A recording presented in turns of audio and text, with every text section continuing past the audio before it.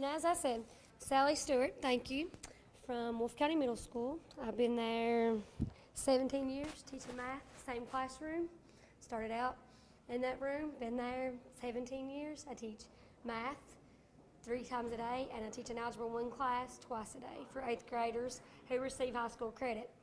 So basically this year what I wanted to do was take a passion that I have, being from Hazard, hometown, driving through Breathitt every day. I mean, I think about, David, as I drive through there, because I know I want to do this. I want to, get our schools going with our Mondo boards and things and get the connections going. So I've been in Wolf County 17 years, and I went back home. My mom, who has roots of sewing, I had learned to sew early on as a kid.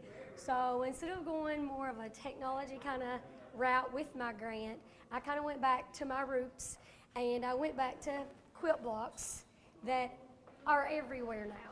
Every barn, everywhere you see, they're there. And so that was kind of my inspiration for the project, was just what I saw my mom do growing up, sewing her whole entire life, instilling that kind of, value in me. I thought, what could I do with this $1,000? So I wrote the grant for my Algebra 1 students who a lot of times, don't get the basic math that I'm teaching in math class. They do have an enrichment course where a science or a language arts teacher would be teaching math curriculum. So I thought, what can I do to make sure they are getting all the little skills that I want them to have? So I thought quilt blocks. Everywhere you see, they have them. Our actual National Quilt Museum is in Paducah, so we've got a Skype session set up to, kind of tour that. And like I said, it was in Kentucky. And so the Barn Quilt Trail is all over the state of Kentucky. It's all over the world, actually. And counties all over have everything posted on the web of where their actual quilts are located, where the barn is, what student group or organization created those quilts, and they're all online. We'll accept Wolf County. We do have a quilt trail, but nobody on the internet has it active. So nobody knows where they're located. So that's one task, of course, that my students are going to do. We're going to jump on that bus, and we're going to drive all over that county until we find them all, and we're going to get our information loaded on the website. Because Menifee, everybody around us has their information loaded except us. But we have them. They're on people's barns everywhere, but the information is not loaded.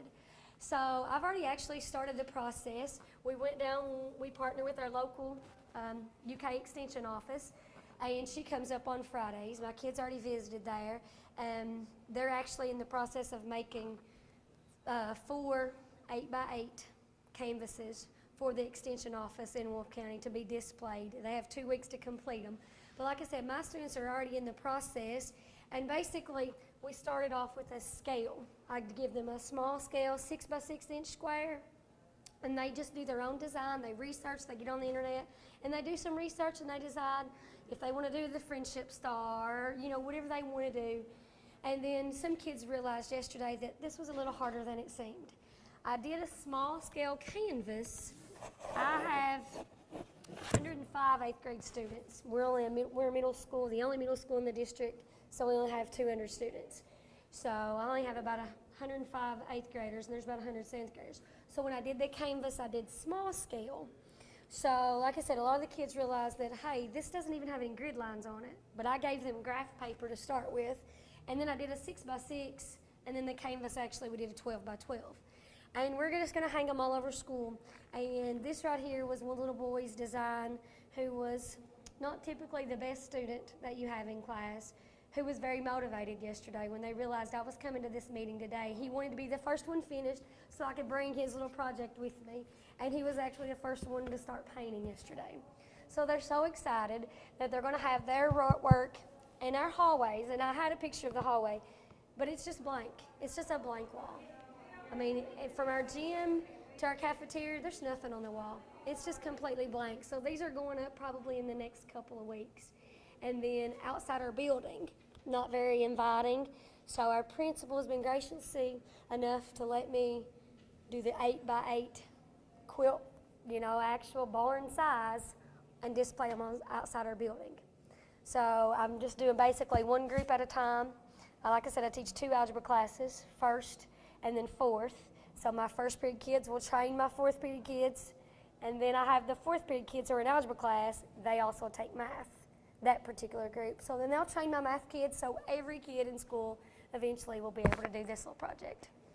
So like I said, I didn't really go the technology route when I did my grant, but back old school, but some of the kids are already learning so much.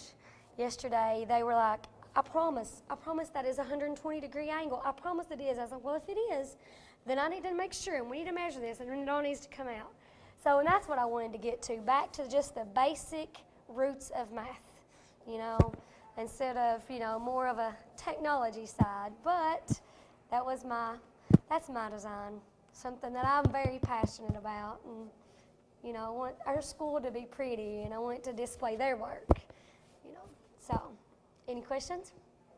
For your outdoor barn quilt, Uh-huh. are you using canvas for those? Plywood. We'll do the plywood, yeah. And so our local elementary school is doing the greenhouse. She wrote a grant, Angie Halsey wrote a grant for Campton Elementary, and they have the plywood already ready for us, so my kids can go to the elementary school and do the quilt blocks with them. Teach them the design, teach them the principles to lay out. But of course, like I said, it'll take us all year because we're starting small scale before I ever do the plywood ones, at the end. So, and I'll only do 4 of those. So I'll do like 1 for each class.